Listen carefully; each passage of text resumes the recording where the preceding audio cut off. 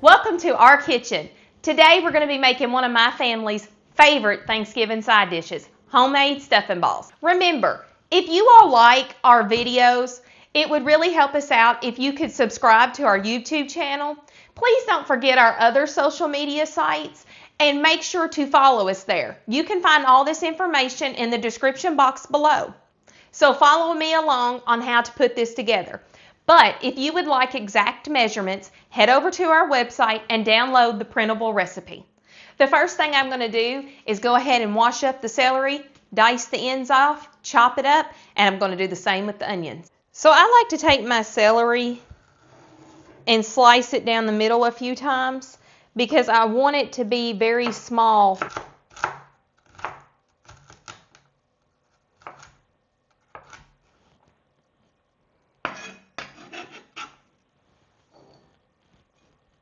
I'm going to make some vertical slits in the onion.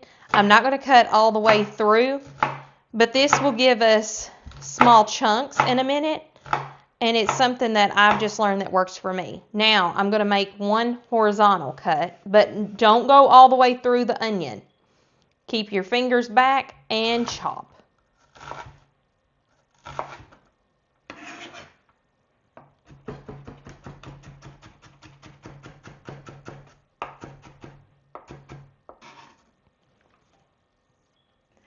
So you've heard that old saying that butter makes everything better. Well, it's true in this recipe.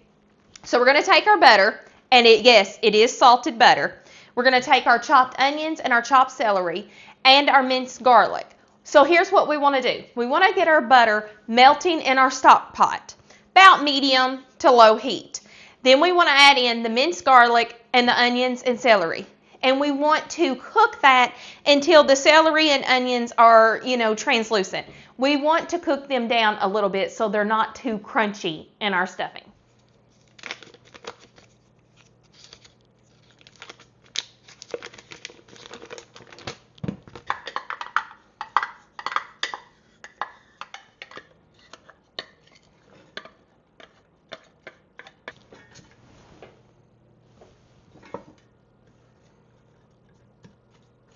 That the butter is completely melted, we're going to cook it for about 5 to 10 minutes, and then we'll add in the broth. What we have here is some cornbread that I made up yesterday. I cut it up and left it out overnight. Over here, we have some homemade rolls that I took out of the freezer that needed to be used up, and I went ahead and used the food processor to chop them up. And then something that I go ahead and use because it already has all kinds of herbs in it, and I just like the texture that it gives the stuffing balls, is the Pepperidge Farm seasoned stuffing mix. Okay, let's crumble up our cornbread. So like I said, I made this last night. You just want to take the cornbread. It does not have to be very, very small or precise. It's kind of your preference on what you like here. Crumble up to your heart's desire, or just have some big old chunks in here. The homemade cornbread is what makes these stuffing balls just stand out. It really gives it the flavor. Okay, now I'm going to add in all of my chopped up rolls and bread that I had in the freezer. And I'm just going to start incorporating and mixing the cornbread. All right, now we're going to add in our Pepperidge Farm mix. Again, I like to do this because of the herbs that they put in it, and I like the texture that it gives the stuffing balls. So now it's time to add the chicken stock to the celery and onions and butter. One thing I want to talk about too, the difference in chicken stock and chicken broth. Chicken stock is made with boiling down the bones of the chicken along with the meat and other seasonings and spices and stuff like that. And chicken broth is just the meat without the bones. So in this recipe, you want to make sure that you use the chicken stock. It's a lot richer and more flavorful.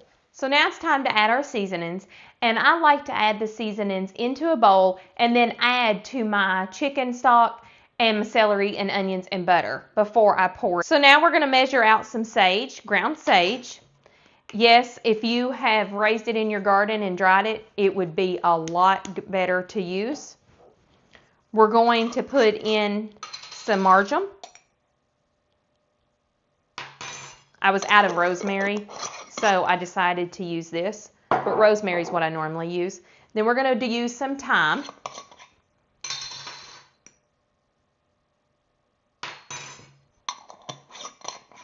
And then we're going to put in some poultry seasoning. Okay, so we're going to add in some parsley. Fresh would be better, but I don't have any on hand, so I'm going to use dried. And some cracked black pepper.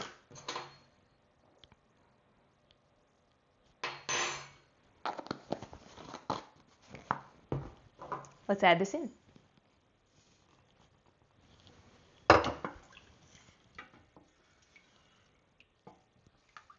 And just mix that up until it's incorporated.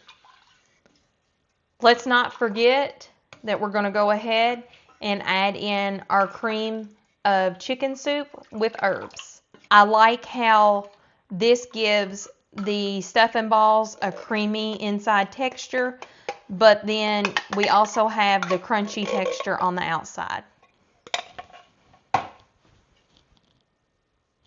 We'll stir this and bring it all together, and then we'll mix it in with our breadcrumbs. So now we have a rich, creamy, thick sauce here, and we're going to add it in slowly. You want to add in a little bit and then stir.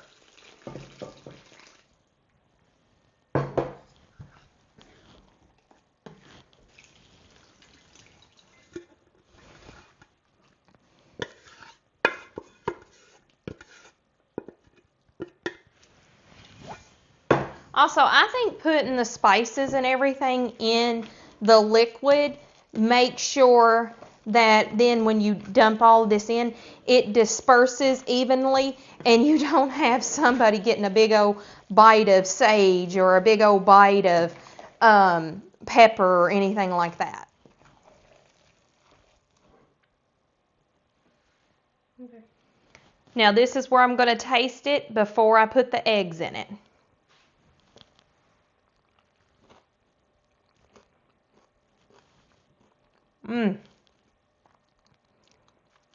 We're going to need some more sage. So I added in a little more sage, and I'm going to add in some salt. And I'm going to add in a little bit of salt at a time, and I'm going to keep stirring and mixing. Now, don't forget, during this process, you want to continue to stir up and taste. This recipe is all about tasting and making sure that all the flavors are coming together. And you want to do that before you put the eggs in. If you put the eggs in, you should not taste it after you put the eggs in. We don't want nobody getting any salmonella poison right before Thanksgiving. It's time to add in our eggs. Now these are our farm fresh chicken eggs, and I went ahead and cracked open 4. And you just need to make sure to use large eggs. So once you go ahead and crack your eggs, go ahead and give them a real quick whisk here with just a fork.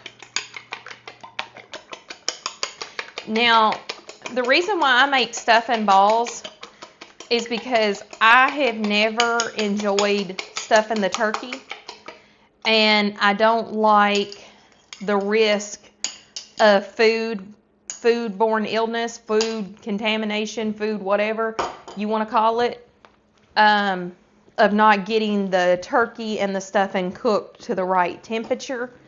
So this is kind of the reason why I've always made stuffing balls. Just to be quite honest, I also like that texture. I like a crunchy with a smooth, soft center. So make sure you get that egg all mixed in really well. And don't forget, no more taste testing. You have raw egg in this mixture now. Okay, so I have a cookie pan, sheet pan, and I just sprayed it with some vegetable oil. And I have a cookie scoop, not a real large and not a real small one. But now you make these how you want them. I have made them really large and I've made them really small. I think the in-between is the best. Now, here's the next tip. When you put these on the cookie sheet, don't put them so close together that the air in the oven cannot get around. You want this a good crunch on the outside. Your stuff together.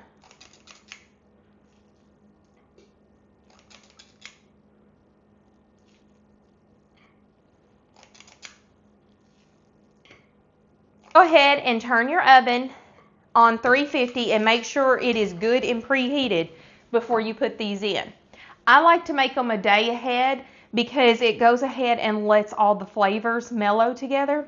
It's just a preference. You can make the day up. It doesn't matter. We're going to set the timer for 10 minutes.